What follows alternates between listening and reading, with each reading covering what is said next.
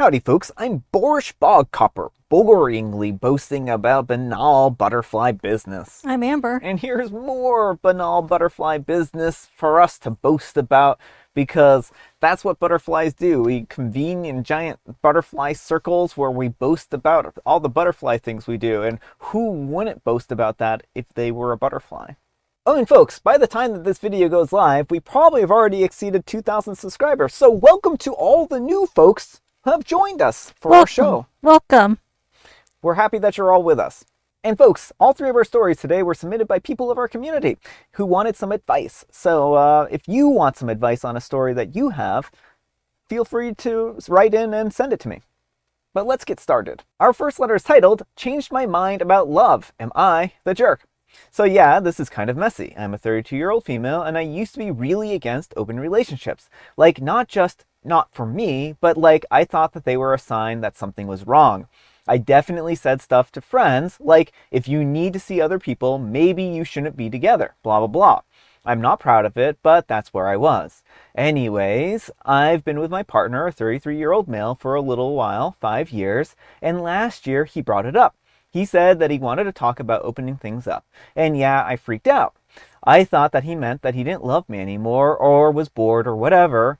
It brought up a lot of stuff. But he wasn't pushing me, just being honest. And I started really sitting with it. Started reading, listening, therapy, etc. I don't know. Slowly, it didn't feel as scary. Like I still had some doubts, but I realized that a lot of my views were coming from fear or just stuff that I'd never questioned.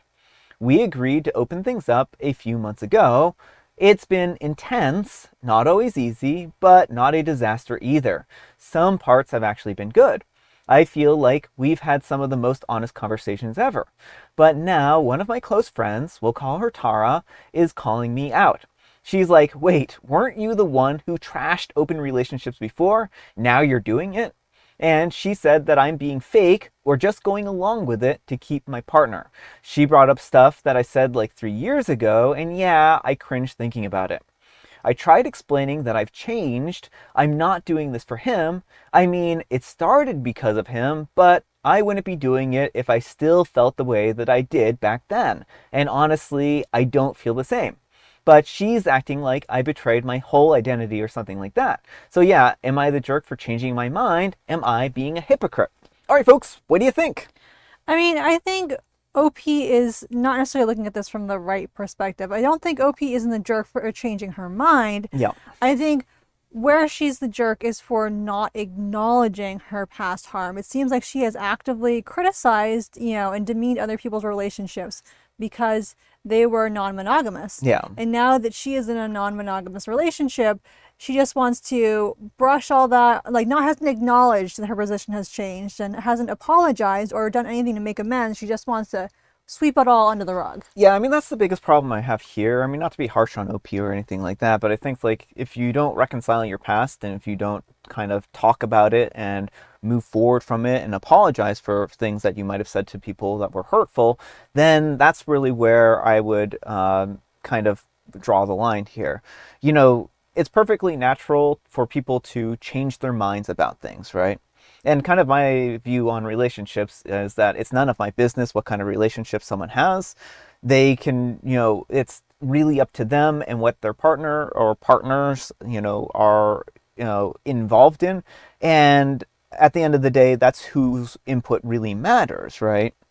But it sounds like OP was kind of actively trashing on other relationships and being very judgmental towards them. And I mean, I think that that's that can cause a lot of issues. I mean, I think Amber and I were talking about this one, and Amber brought up a really interesting, point the other day about like some people who might be against, same-sex relationships, right? Mm-hmm. Yeah, sure. Well, I feel like there's analogs here, Yeah. where someone will be like, oh, it's wrong, it goes against this or that. And then they grow, and that's great, but they never go back and apologize to the people they hurt for saying their relationships are wrong, Mm-hmm.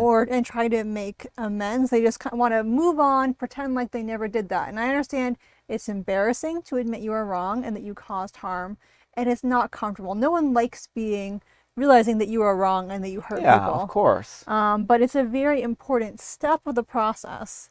Yeah, and I mean, I think that there's nothing inherently wrong, again, like I said, about reflecting and reevaluating your views on anything, Hmm. right? As long as when you do reflect on them and reevaluate them, you make sure to be careful about how you move past that. So, I mean, I think that's, again, like, I know I'm kind of harping on this a little bit, but I just kind of want to say that really growth is natural part of being human, right? Hmm.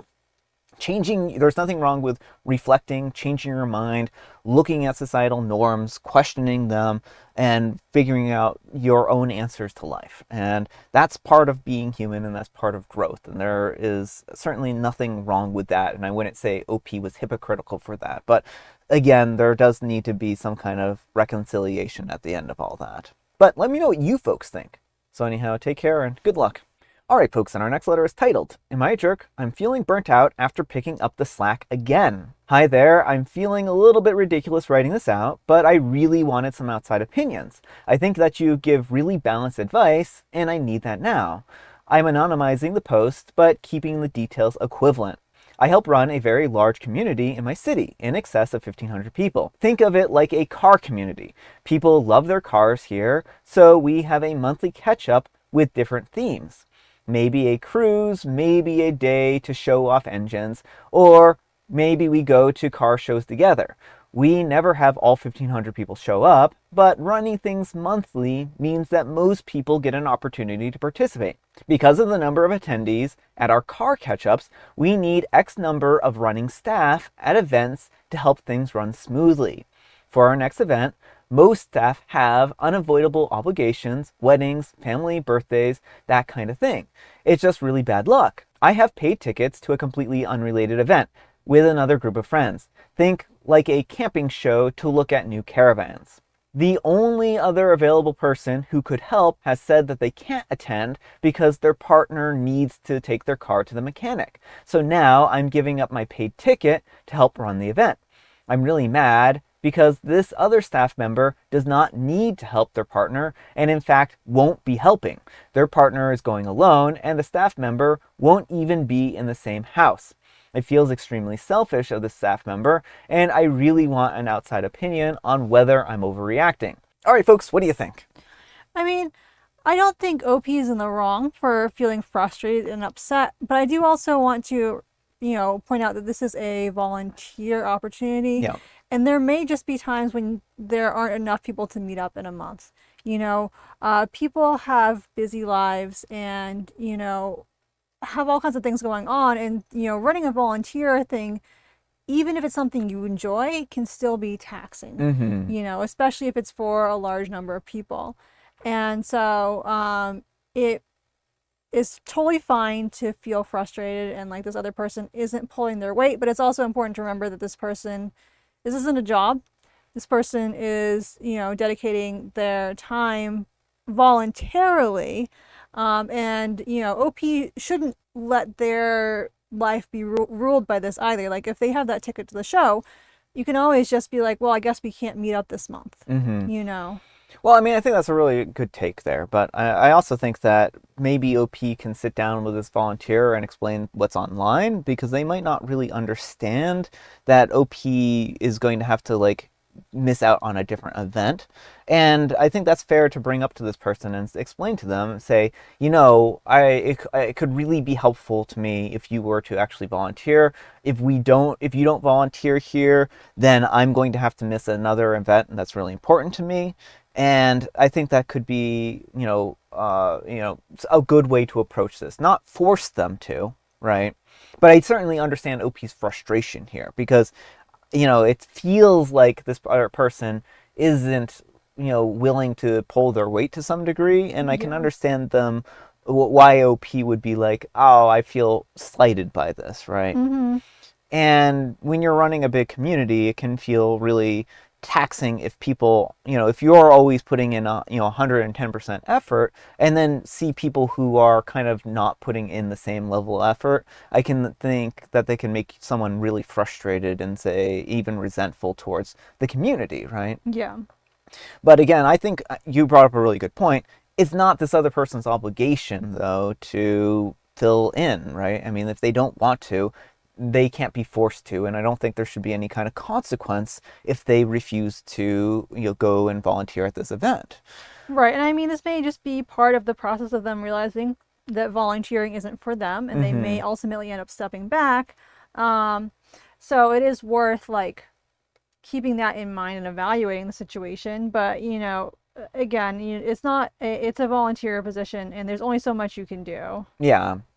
And kind of one last thing, and I think you touched on this a little bit, is that in the case that you can't have enough people, then maybe either one, the event needs to be downsized, and you can tell people that, well, this event is going to be X, Y, and Z size, or you can put out a call to the community and say, if there's anybody here who would be willing to volunteer for this event, can you volunteer? We need, X number of people. And in either of those cases, I think that OP could either choose to miss the event that they really want to go to, or they can say, unfortunately, due to staffing shortages, we have to cancel this month's event. We will be back next month, right? Yeah. And I don't think that there's going to be any harm or shame in that. I just think it's going to be one of those things where people will be disappointed, but they're going to move on with their lives. Yeah. But let me know what you folks think. So anyhow, take care and good luck. All right, folks, and our next letter is titled, They Let Everyone Else Hold the Baby Except for Me. The story. When I was 13, my parents had my baby sister. She's now 11. She was born because my parents were trying to have a boy after all these years. And my father had told my mother that she wasn't useful anymore since she couldn't give him more children. My mother was already 48 at the time. After 3 miscarriages, she finally became pregnant. My father rarely showed up for hospital visits, so we, her daughters, had to take her. My elderly sister, fully aware of the dynamics, was indifferent, cold, and borderline hostile towards my mother. I, being naive, just wanted to support her. I would often take her to the doctor's appointments, missing out on school, sitting for hours in the hospital, and even waiting longer at the pharmacy to collect her supplements. Eventually, she went into early labor and my baby sister was born. We were all ecstatic, mostly because she was a girl. A day or two later, my aunt and her children, my dad's brothers, wife, and kids, came to visit and lend support. Because my sister was premature, she spent a few days in an incubator. Only my mom was allowed to see her during that time, mostly for feeding. Once she was well enough, the baby was moved to the room with my mom and we all started visiting regularly. After a few days, my dad told us that maybe everyone could hold the baby. My sisters, cousins, even my aunt got to hold her, even if it was just for a few seconds. When it was my turn, my father told me not to. He said that I was clumsy and might accidentally hurt the baby. Maybe he had a reason, and I might have even been okay with it, but what hurt was that people who hadn't even called my mom during her pregnancy were allowed to hold the baby, while I, who had been there through all of it, wasn't.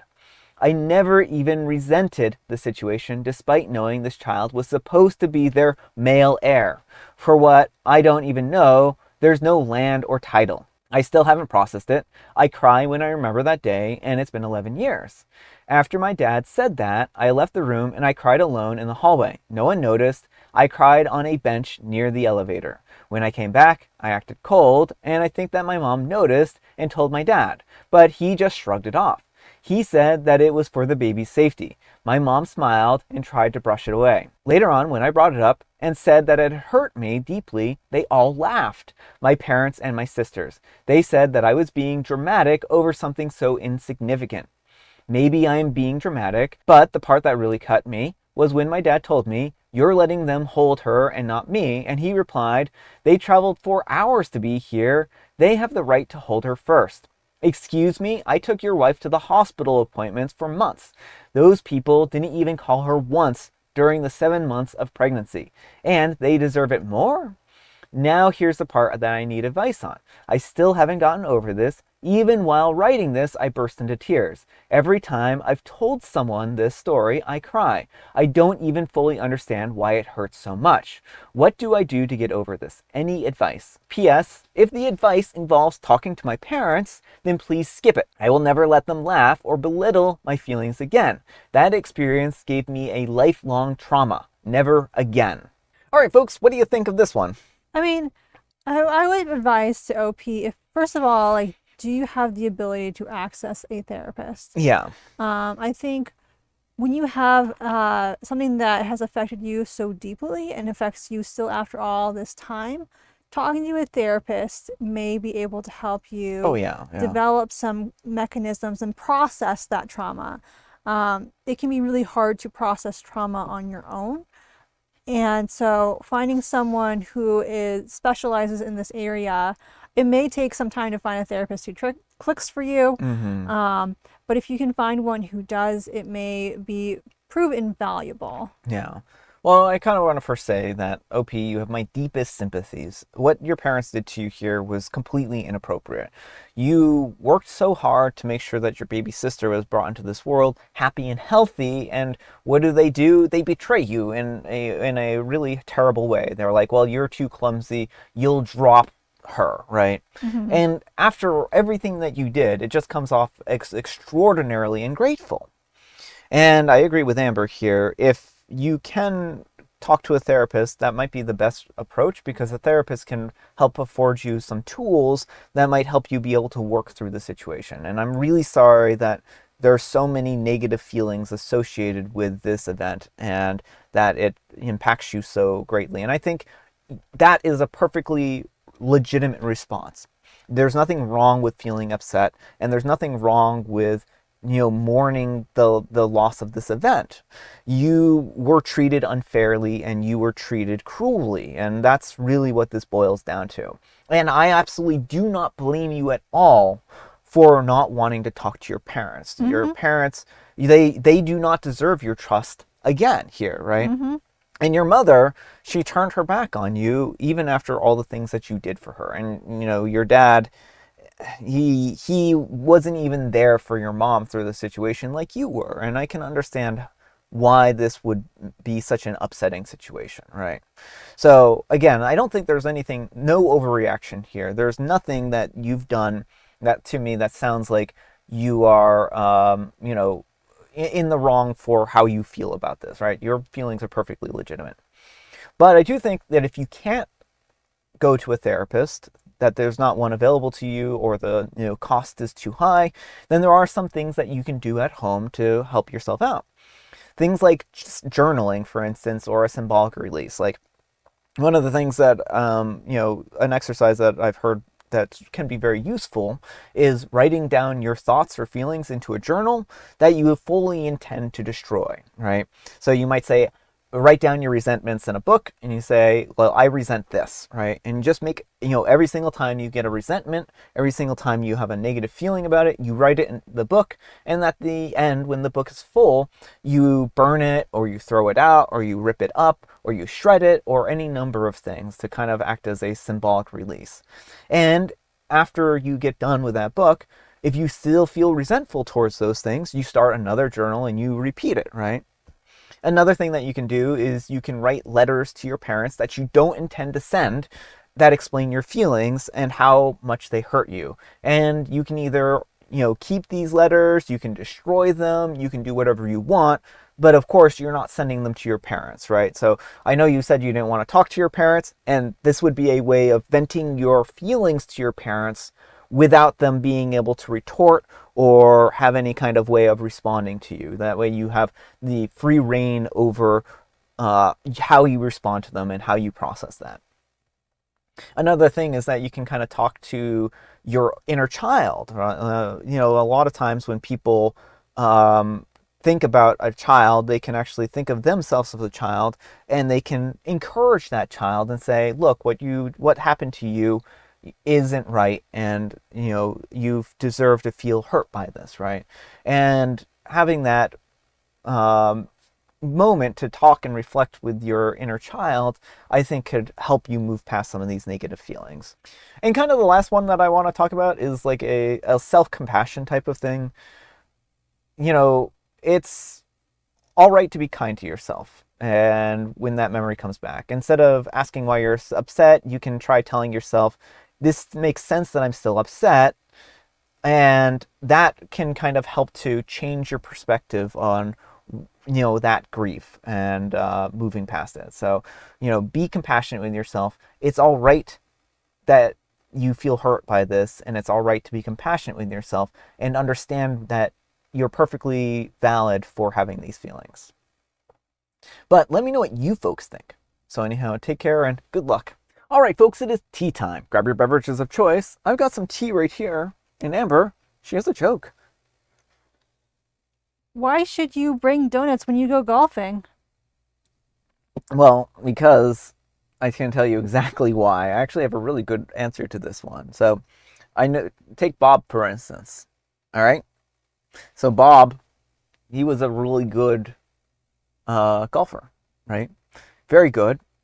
Had all the clubs, like the 9-iron. That's a golf club I know. And they would take these clubs and they would play with them like you do in golf. I'm pantomiming what you would do with a golf club, of course. And Bob, he would patrol the fields and he would take his donuts and just as the other golfers were about to make their swings, what he would do with them is he would throw them at the other golfers' heads so that they would swing and miss. And when they would turn to them, Bob would just be like, "It wasn't me, it was a hole in one." And then the other golfers would look at Bob and be like, "Oh, Bob, you're so silly with your donuts and your holes in ones." And that's what Bob would do with the donuts. The punchline was, so you can always have a hole in one. Yeah. But it was very different from your story. Really? How was it different? I think those were the same story. No. And I have licorice spice. All right, folks, that's all the time we have for today. Thank you so much for watching. Happy Spectacular Saturday, folks. I hope your Saturday is off to a spectacular start. Amber, we need some kind of moral advice and or guidance, and please have it spectacular. It would be spectacular if parents treated their children with respect and decency and like they're actual people with feelings and all that stuff. That would be absolutely spectacular. Thanks so much for watching, and we'll see you all tomorrow. Bye!